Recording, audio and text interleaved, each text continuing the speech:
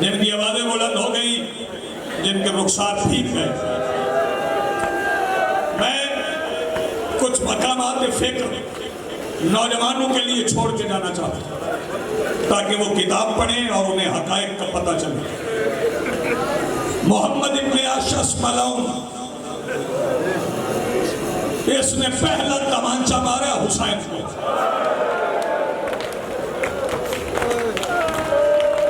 شاباش، شرمانا نا،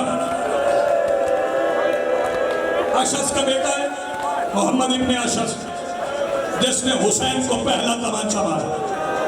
اس کی بہن ہے جودہ بنت اشعث، جس نے میرے مولا حسن کو زہر دیا۔ جا کے کتاب دیکھنا یہ کس کے رشتہ دار ہیں، پھر فیصلہ کرنا کس نے مارا، شیعوں نے یا کسی اور نے۔ زہر دیا میرے مولا کو، یہ زہر ہلال تھا۔ مجھے بھائی نے راستے میں وکیل صاحب نے کہا کہ زہر کے متعلق بتانا۔ میں زہر کے متعلق بتاؤں گا، یہاں آدمی جوان بیٹھے، میری بیٹی ہیں، کسی کے دل کی دھڑکن بند ہو جائے گی۔ میں امام حسن کے بدن کا حال نہیں بتاتا، لیکن زہر کا اثر بتا دیتا ہوں۔ اتنا زہریلا زہر تھا، اتنا سخت زہر تھا، اگر سمندر میں پھینکا جائے سارے جانور مر جائیں۔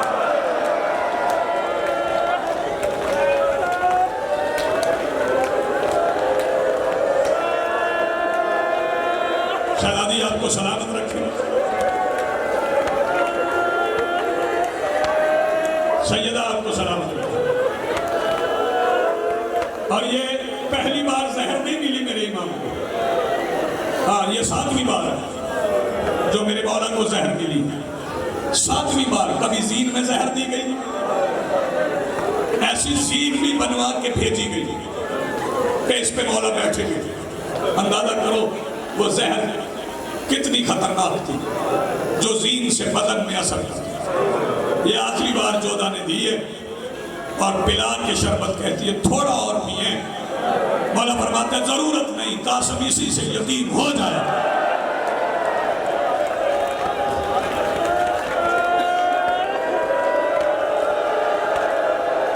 مرحبا۔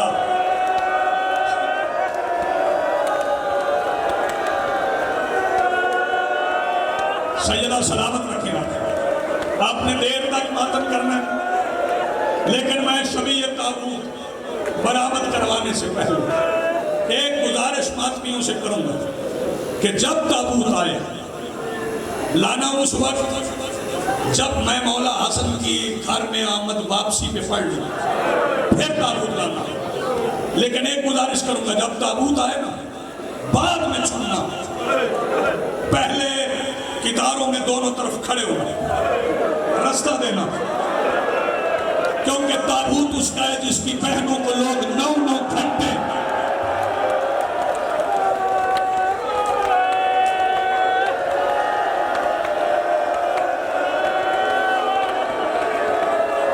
سلامت رہو، سلامت رہو، نسلیں آباد رہیں،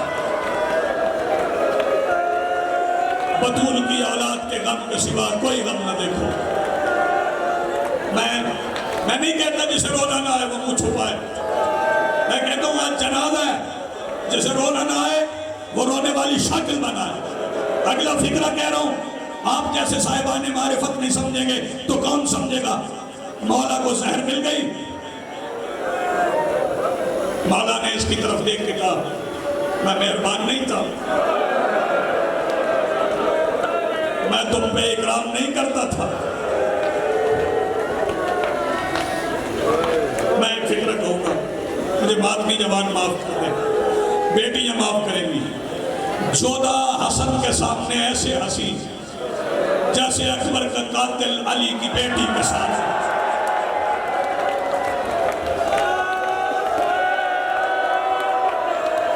شاباش، جی میرے نوکر، جودہ مولا حسن کے سامنے ایسے ہنسی جیسے علی اکبر کا قاتل، اکبر پالنے والی کے سامنے ہنسا۔ تیار ہو گئے جوان، میں انتظار نہ کروں. عزیزانو سنو گے؟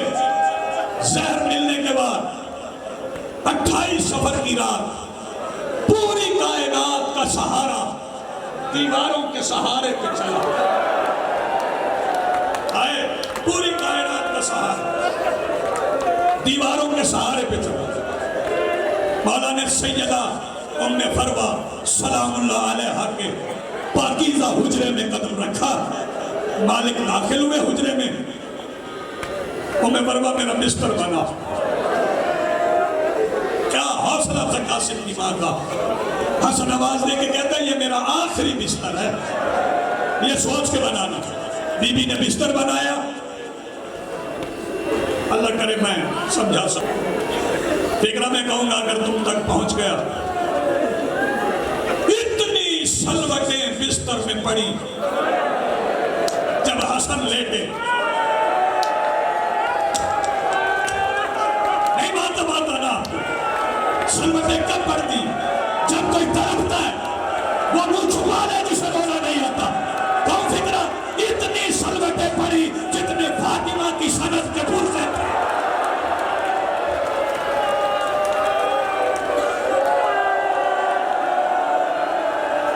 نوجوان شرما کے نہ روئیں. تڑپے حسن بستر پہ سلوٹے. فرمایا ام فروہ جی میں نوکر ہوں تیرا. تم آدمی ہے مالک کا.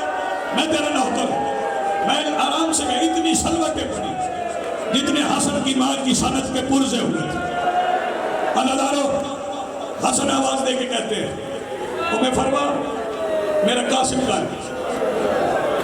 میں چاہ رہا ہوں تھک جائیں گے آپ. میں چاہ رہا ہوں سانس لے کے روئے. میرا قاسم کا ہے. میں نے کبھی نہیں کہا شہزادی نے کہا سو گیا. آل محمد کے گھر رات نیند نہیں ہوتی. فرمایا اپنے مصلی پہ حسب معمول نماز پڑھ رہا ہے. فرمایا جا اٹھا لا. آج نماز مصلی پہ نہیں میرے سینے پہ پڑھے. قاسم کو آج ہی پتہ چل جائے گرم زمینوں پہ نماز پڑھتے کیسے.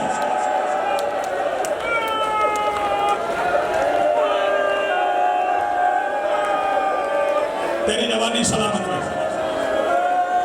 شہزادی قاسم کو اٹھا کے لائیں. بابا آپ کا سینہ بڑا گرم ہے. فرمایا یہ گرمی تیری یتیمی پہ ختم ہو جائے. کیا ہے یہ حرارت تیری یتیمی پہ ختم ہو جائے. فرمایا جا قاسم پھوپھی کو بتا. سیدہ ام فروہ عرض کرتی ہے مالک حکم نے میں بتاؤں. 3 سال کا قاسم بتائے گا. فرمایا نہیں میں قاسم کو بھیجوں گا. ایسے بتانے کی ضرورت نہیں پڑے. جو آدمی جوان بیٹھو میں ایک چہرہ دیکھ رہا ہوں.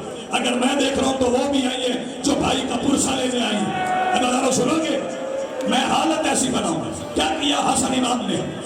پہلے قاسم کا گریبان چاک آستینیں الٹ دی. مٹی فرش سے اٹھا کے قاسم کے سر میں. میں کہتا ہوں اللہ کرے سر قاسم کا ہو تو پھر مٹی بطول کے گھر کی ہو. کبھی کربلا کی مٹی قاسم کے سر میں نہ پڑے. عزیزانو سنو گے؟ فرمایا جا پھوپھی کو بتا گیا. پر جانتا ہے نا میری بہن کے دروازے کی عادات کیا ہے. شاباش. بابا کیسے؟ فرمایا دستک نہیں دینا. دروازے کو ہاتھ نہ لگانا. دہلیز پہ بیٹھنا. آئے تطہیر پڑھنا. میری بہن عالمہ غیر معلمہ ہے سمجھ جائے گی. عزیزانو حسن کی موجودگی میں قاسم شہر میں یتیموں کی طرح چلے. چلتے چلتے آ کے شہزادی کے حجرے کی دہلیز پہ بیٹھے. قاسم نے پڑھا بسم اللہ الرحمن الرحیم انما یرید اللہ لیذھب عنکم الرجس اہل البیت ویطہرکم تطہیرا. سیدہ فرماتی اما فضا دیکھ آواز قاسم کی ہے انداز یتیموں والا ہے.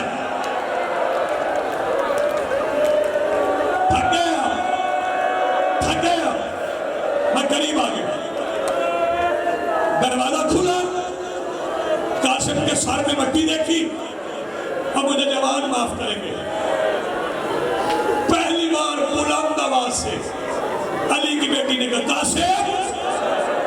علی کی بیٹی کی آواز بلند ہوئی کہ اپنے حجرے سے عباس بغیر نالین کے دورے.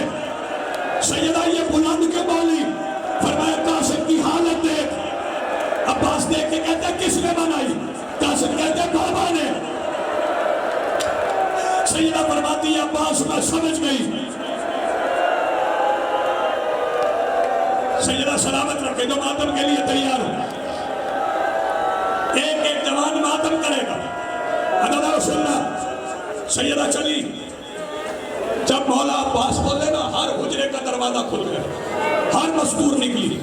جس طرف شہزادی گئی نا میں رک جاؤں گا اسی طرف چلے.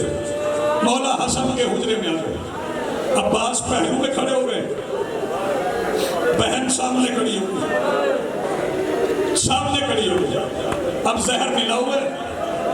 میرے مولا حسن کی آنکھیں باندھے بستر پہ تڑپ رہے ہیں. سامنے بہن کھڑی ہے پیروں کی طرف. حسن امیر کی آنکھیں کھلی پیروں کی طرف. علی کی عزت دیکھی. حسن نے پیر سمیٹے.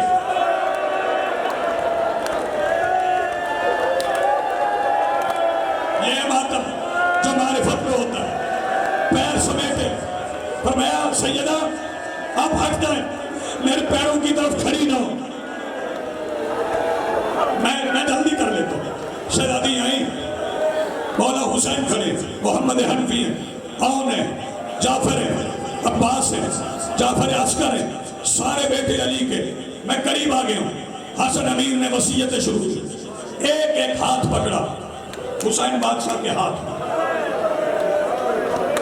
سب کے ہاتھ حسین کے ہاتھ. سب کے ہاتھ حسین کے ہاتھ. سب کے ہاتھ حسین کے ہاتھ. سب کے ہاتھ حسین کے ہاتھ میں. جب سب کے ہاتھ حسین کے ہاتھ میں دے چکے حسن نے کسی کی حجرے میں سسکیوں کی آواز سنی. بتاؤں جوانوں کون تھا؟ مٹی پہ ام البنین کا لال. آواز دے کے کہہ رہے مولا میں کس کے حوالے؟ فرمایا میرے قریب آ. عباس قریب آئے. عباس کا ہاتھ پکڑ کے بی بی زینب کے ہاتھ میں رکھ کے آواز دے کے کہتی ہے عباس تو جان زینب جانے. بی بی زینب آواز دے کے کہتی ہے عباس میرے حوالے. میں کس کے حوالے؟ حسن کہتا لاؤ میرے سجاد کو. سجاد کو بلا کے سیدہ کا ہاتھ سجاد کے ہاتھ میں رکھ کے حسن کہتا ہے سجاد تو جان پھپھیا جانے. کبھی اس بازار کبھی اس بازار.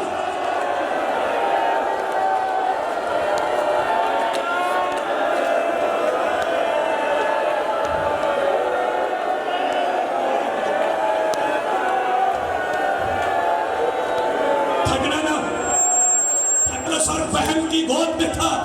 حسین قریب کھڑے تھے. حسین نے پڑھا ان للہ و انا الیہ راجعون. قاسم یتیم. فکر میں کہوں معافی دینا. سب کا ماتم شروع ہوا. حسین کہتے بہن الگ ہو کے میری بات سن. جو جوان ہو. سیدہ زینب بھائی کے ساتھ الگ ہوئی. حسین آواز دے کے کہتے ہیں میں حسن تیار کرتا ہوں. وہ جو جنت سے 2 کفن آئے تھے دونوں نکال لے.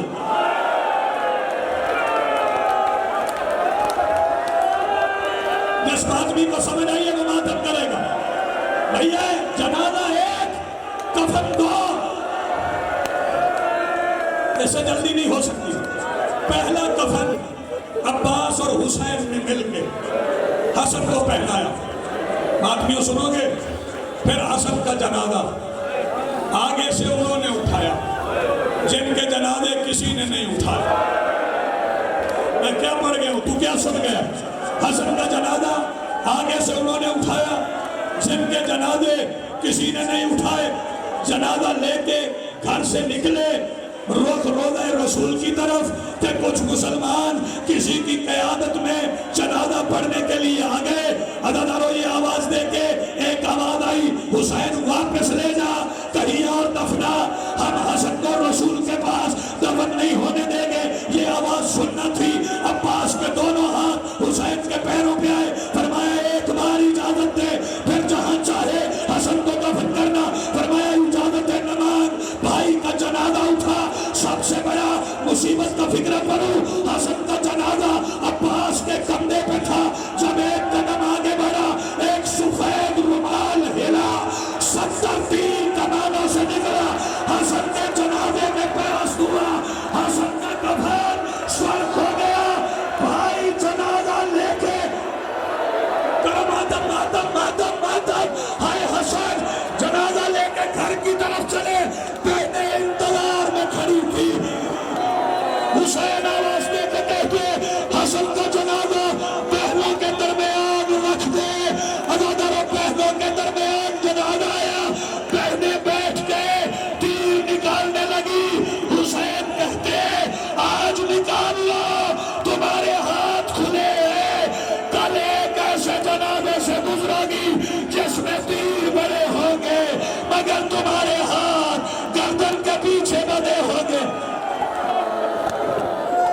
मातम हसन